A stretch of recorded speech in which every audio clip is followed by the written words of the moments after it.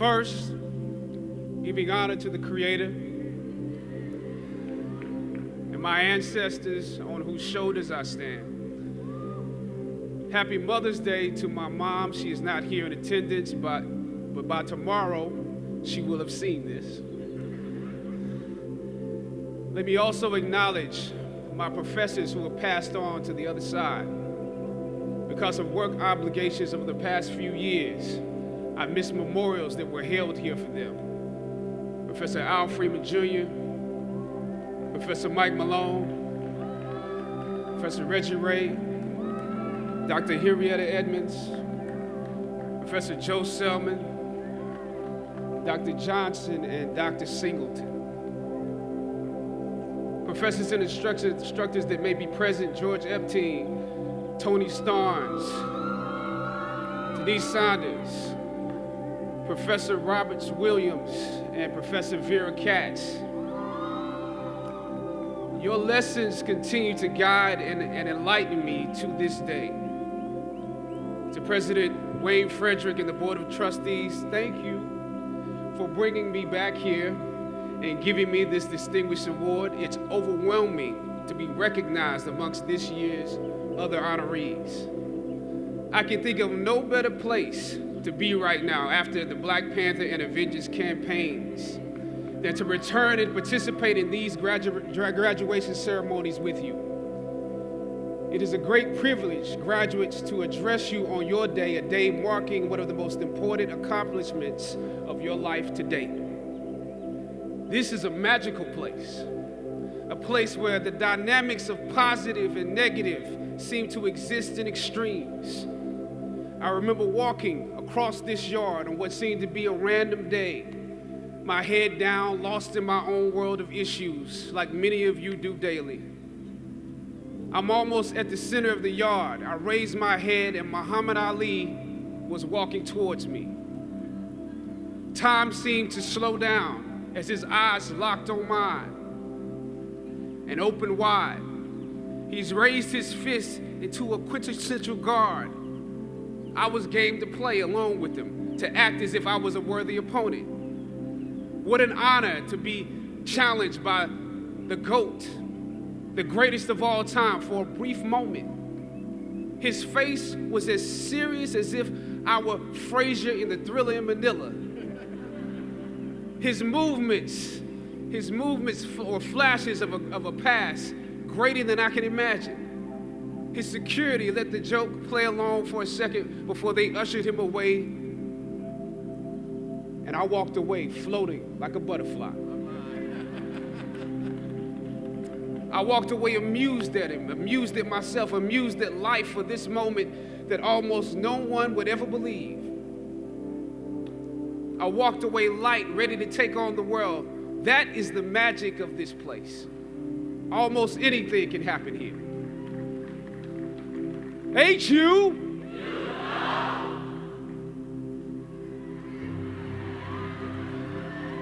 Howard University. I was riding here and I heard on the radio somebody call it Wakanda University. But it has many names: the Mecca, the Hilltop. It only takes 1 hour, one tour of the physical campus to understand why we call it the Hilltop. Every day is leg day here. That's why some of you have cars. During my junior and senior years, I lived in a house off campus at Bryant Street. For those of you, that's right, Bryant Street. For those of you who don't know what that means, that's at the bottom of the hill where the incline gets real. Almost every day I would walk the full length of the hill to Fine Arts, where most of my classes were, carrying all of my books, because once you walk that far on foot, you're not walking back home until it's time to go home for good. But beyond the physical campus, the Hilltop represents the culmination of the intellectual and spiritual journey you have undergone while you were here. You have been climbing this academic slope for at least 3 or 4 years, for some of you, maybe even a little bit more. Throughout ancient times, institutions of learning have been built on top of hills to convey that great struggle is required to achieve degrees of enlightenment. Each of you had your own unique difficulties with the hill. For some of you, the challenge was actually academics. When you hear the words magna cum laude, you know that's not you. That's not you. You worked hard, you did your best, but you didn't make A's or B's, sometimes C's. You never made the dean's list, but that's okay. You're here on top of the hill.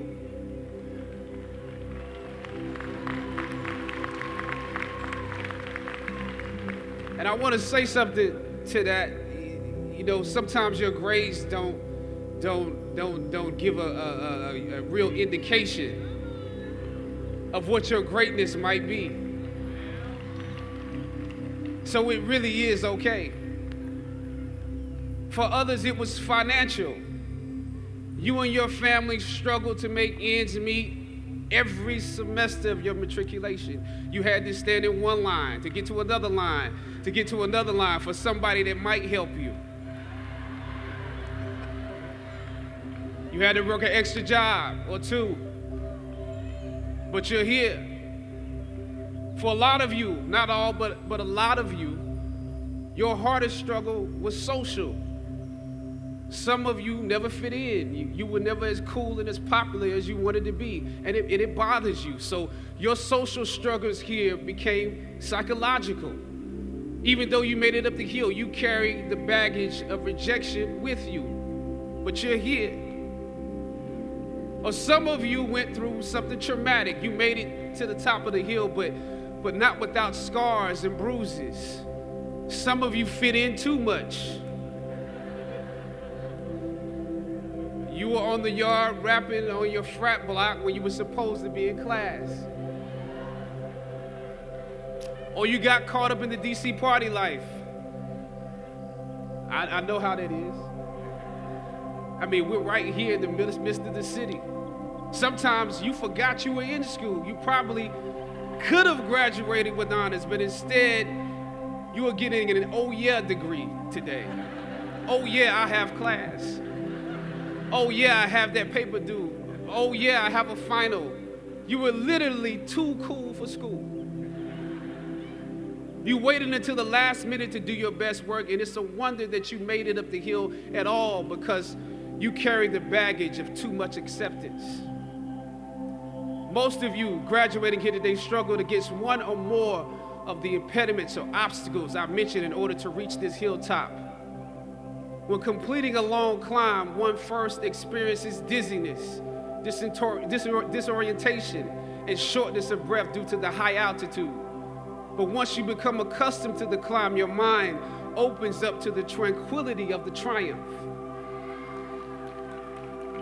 Oftentimes, the mind is flooded with realizations that were for some reason harder to come to when you were at a lower elevation. At this moment, most of you need some realizations because right now you have some big decisions to make. Right now, I urge you, in your breath, in your eyes, in your consciousness, invest in the importance of this moment and cherish it. I know some of you might have partied last night. You should celebrate, but this moment is also part of that celebration. So savor the taste of your triumphs today. Don't just swallow the moment whole without digesting what has actually happened here. Look down over what you conquered and appreciate what God has brought you through.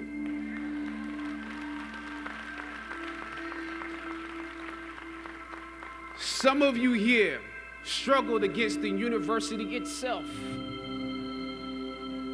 This year, students protested and took over the A building, formulated a list of demands, and negotiated with our president and administration to determine the direction of our institution. It's impressive.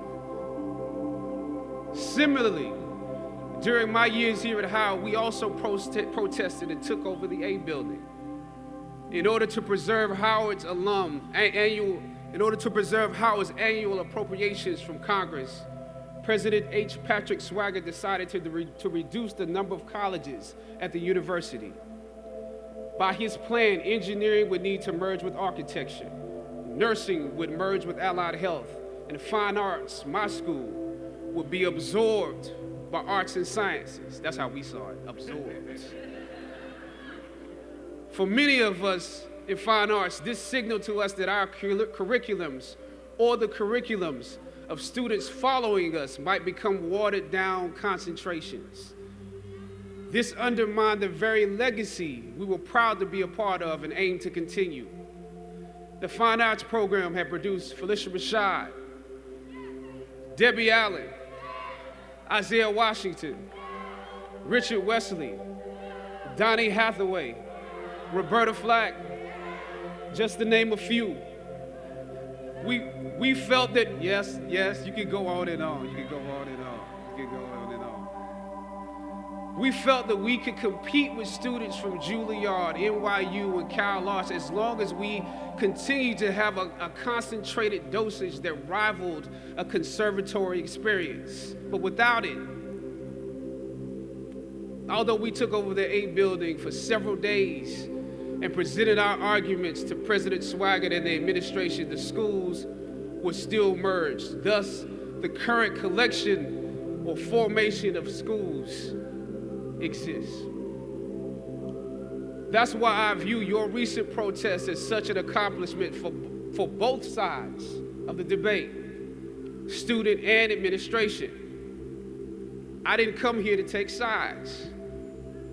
My interest is what's best for the school. A Howard University education is not just about what happens in the classroom, students. In some ways, what you were able to do exemplifies some of the skills you learned in the classroom. It takes the education out of the realm of theory and into utility and practice. Obviously, your organization skills were unprecedented. I'm told that you organized shifts so that you could at least continue some of your classes. We missed all our classes when we were in the A building. And I'm told that through donations, there was always an ample helping of food. I probably ate a slice of pizza during the entirety of our 3-day protest. So your organization and planning was impeccable. You received the majority of your demands, making a significant impact on those who came after you. As is often the case, those that follow most often enjoy the results of the progress you gain. You love the university enough to struggle with it. Now I have to ask you that you have to continue to do that. Even now that you received your demands, even if you're walking today, you have to continue to do that. Everything that you fought for was not for yourself. It was for those that come after. You could have been disgruntled and transferred, but you fought to be participants in making this institution the best that it can be. But I must also applaud President Wayne Frederick and the administration for listening to the students.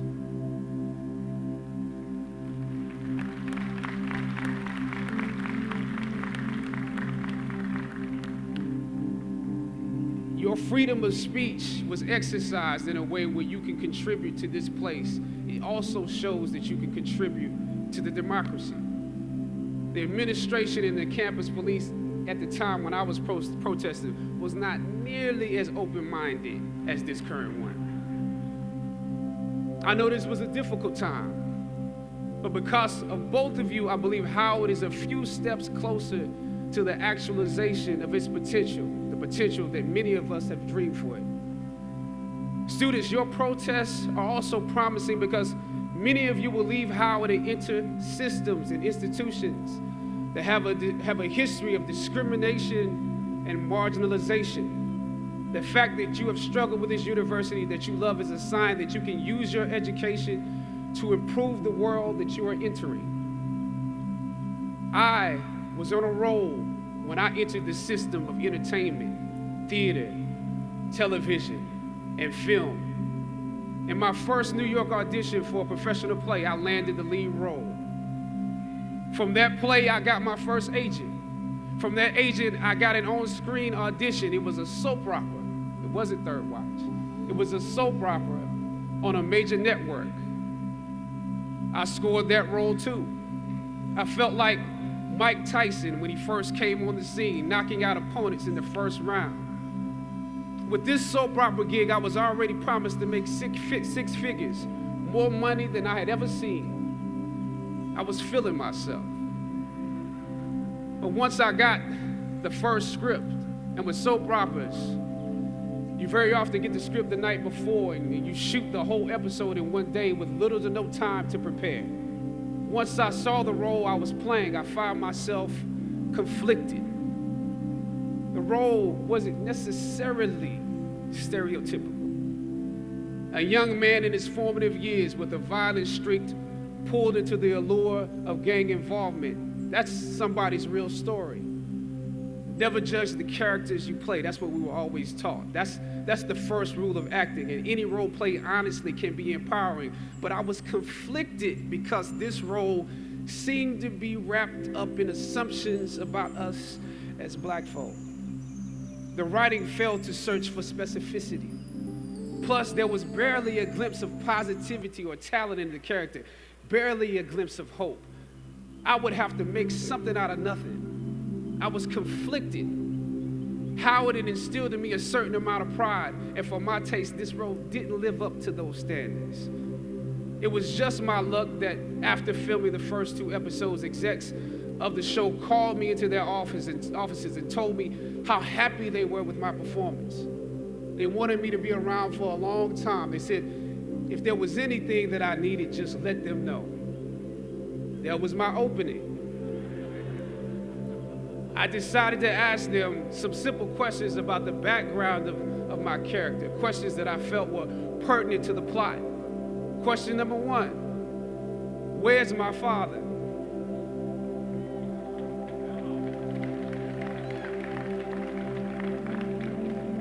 The exec answered, well, he left when you were younger.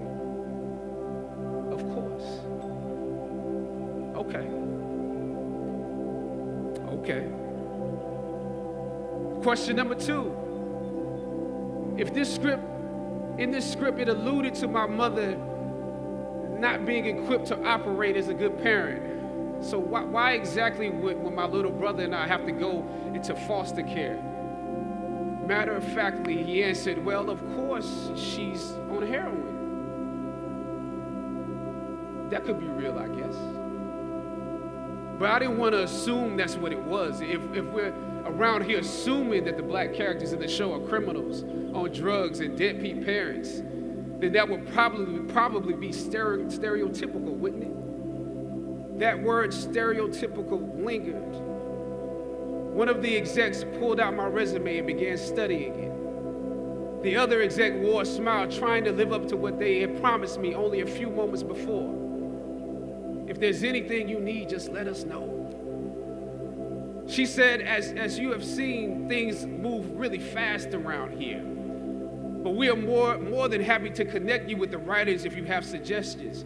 Yeah, I said, that would be great. I said, because I'm just trying to do my homework on this. I didn't know if you guys had decided on all the facts, but maybe there's some things we could come up with, some talent or gift that we could build. Maybe he's really good at math or something. He has to be active. I'm doing my best not to play this character like a victim. So you went to Howard University, huh? The exec holding my resume interrupted, peeking over the pages. Yes, I said proudly. He slid my resume back in his desk and said, thank you for your concerns. We'll be watching you. I left the office. I shot the episode I had come in to shoot on that day. Probably the best one I did out of the 3 because I got what was bothering me off my chest. I was let go from that job on the next day. A phone call from my agent. They decided to go another way.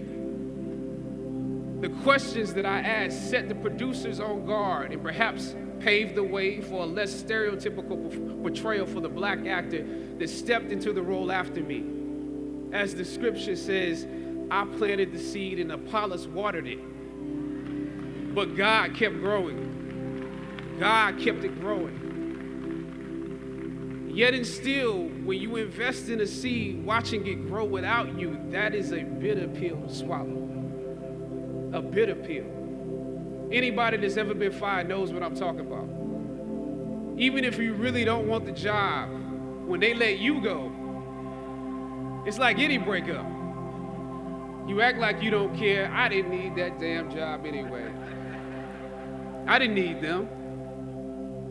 But when you have those moments alone, you start to wonder if there was a better way to handle it. And if you could have handled it better, maybe you could help your family. And then before you know it, you're broke. And you find yourself scraping together change just so you can ride the subway so that you can get the next job. And maybe if you could book something else, that would eclipse the feeling of doubt that's building. But it seems like you can't pay them to hire you now.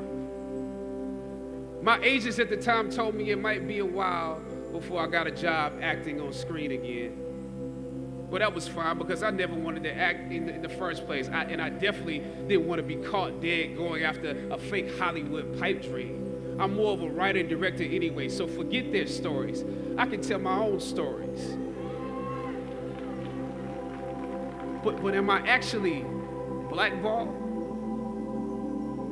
We're hesitant about sending you out to some people right now because there is a stigma that you're difficult. As conflicted as I was before I lost the job, as adamant as I was about the need to speak truth to power, I found myself even more conflicted afterwards. I stand here today knowing that my Howard University education prepared me to play Jackie Robinson, James Brown, Thurgood Marshall, and T'Challa.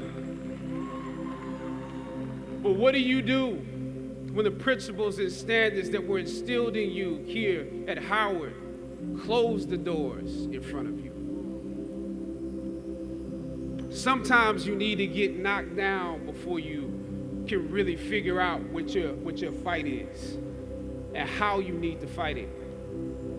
At some point, my mind reverted back to my experiences here, to the professors that challenged me and struggled against me. Professor Roberts Williams, Doc Singleton, George Epstein, to name a few, the ones that would fail you out of the goodness of their hearts.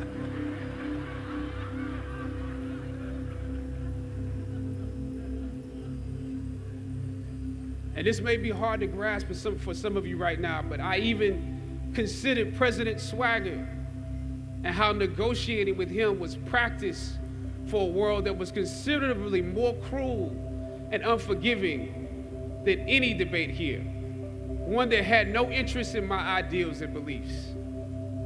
How would I maneuver through all of this? Finally, I thought of Ali in the middle of the yard, in his elder years, drawing from his victories and his losses.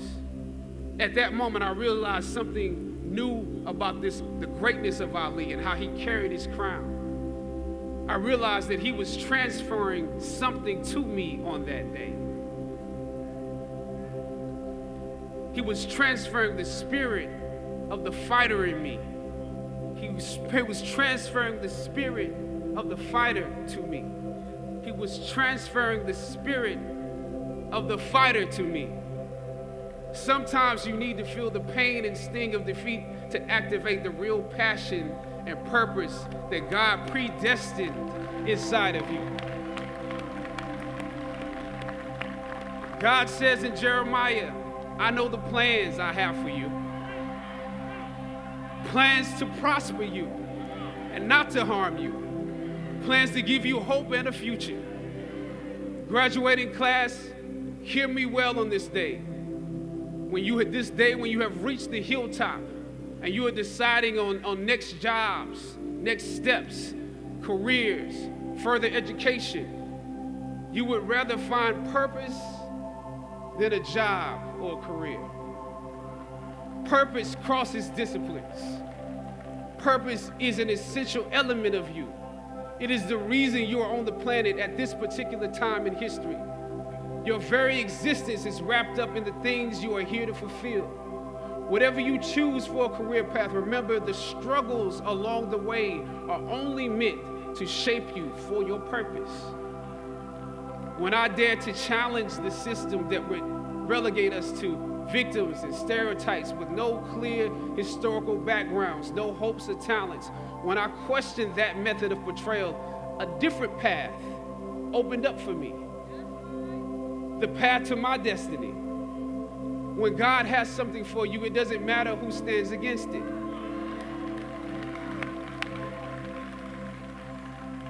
God will move someone that's holding you back away from a door and put someone there who will open it for you.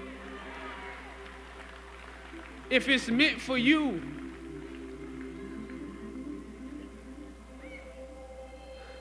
I don't know what your future is, but if you're willing to take the harder way, the more complicated one, the one with more failures at first than successes, the one that has ultimately proven to have more meaning, more victory, more glory, then you will not regret it. Now, this is your time.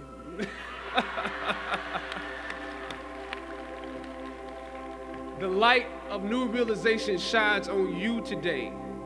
Howard's legacy is not wrapped up in the money that you will make, but the challenges that you choose to confront. As you commence to your past, press on with pride and press on with purpose. God bless you. I love you, Howard. Howard forever.